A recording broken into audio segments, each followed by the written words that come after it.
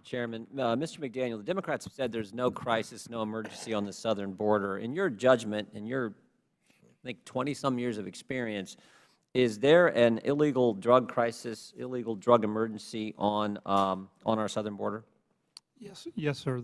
There is.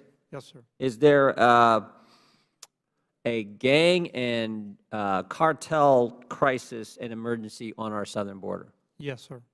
And is there also a human trafficking crisis emergency situation on our southern border? Yes, there is. So there is, all three.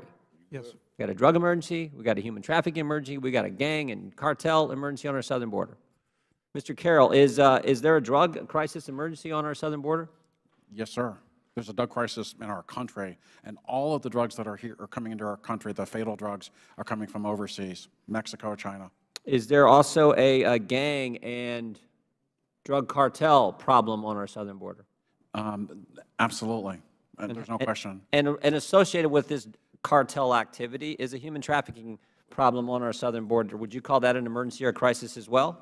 And they're absolutely related, because these traffickers, who are just completely morally depraved, will trade anything. They'll trade in drugs, they'll trade in weapons, they'll trade in children, they'll trade in human lives. So we got two experts here today, Mr. Chairman, on our panel, two experts with experience in this area, one 20-some years in law enforcement, who says there's a drug crisis emergency, there's a human trafficking crisis emergency, there is a gang and cartel violence emergency on our district, or on our southern border. Let me go back to another point that was raised earlier. One of the earlier members, I believe it was Ms. Wasserman Schultz, said 90% of drugs captured are captured at ports of entry.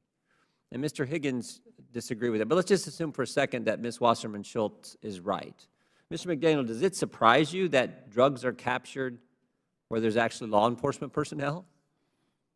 No, sir. No surprise at all. That's kind of common sense, isn't it? Yes, sir. Like, wow, we're actually capturing drugs where there are law enforcement personnel at the ports of entry.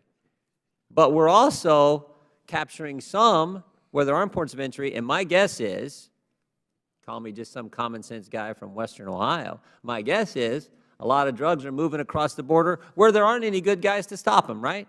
That's correct. Yeah. And hence the reason we need a barrier, hence the reason we need some kind of border security wall to help with that situation, to deal with this crisis that's all over our country, as the Director points out. Would you agree with that, Mr. McDaniel? I would agree with that. It's just good common sense. So this argument that, oh, most of the drugs seized are at ports of entry, well, for goodness sakes, that's where we have law enforcement right there. Of course that's going to happen. But there is all kinds of bad stuff coming across where there aren't the good guys to stop the bad stuff. Mr. McDaniel, would you agree with all that? Yes, sir. Yeah. Now, to the point Mr. Higgins made, how much is actually seized, though, where there aren't ports of entry? We're still catching some of it, right? We're still getting some of it. Yes, sir. Is it more or less than what we're getting at the ports of entry?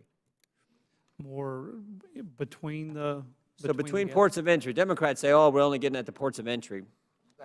Said, well, of course we are. We're getting, because we got law enforcement there. But between the ports of entry, out where they can just cross and there aren't law enforcement personnel right there, we're still capturing some there at some points, right? Yes, sir. Yeah. Is it more or less than what we're getting at the ports of entry? There's no way to tell, because the big unknown is, what are we missing? Yeah, And of course. obviously, we're missing a lot. Of course. Of course. Mr. Carroll, have anything to add to all that? Yes, sir. I mean, obviously, I completely agree with Mr. McDaniel. In terms of, if you just go by weight, and I mean, I can break it down by drug if you would like, but and the numbers that I have from Customs and Border Protection for 2018 reflects the total weight of drugs at ports of entry in 2018 was 432,000 pounds of various drugs. Between ports of entry for the same time frame, fiscal year 2018, 476,000 So actually pounds. more even.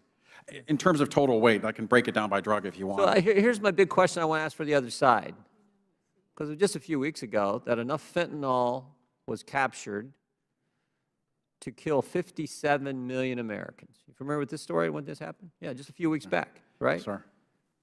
So if that's not an emergency, somebody tell me what is. Enough fentanyl to kill 58 million? 59 million? I mean, how bad does it have to get before we actually say, this is an emergency? For goodness sakes, we got the 2 experts who said it's an emergency on illegal drug trafficking, illegal human trafficking, and of course the gang and cartel violence. It's an emergency, and there's no way around it.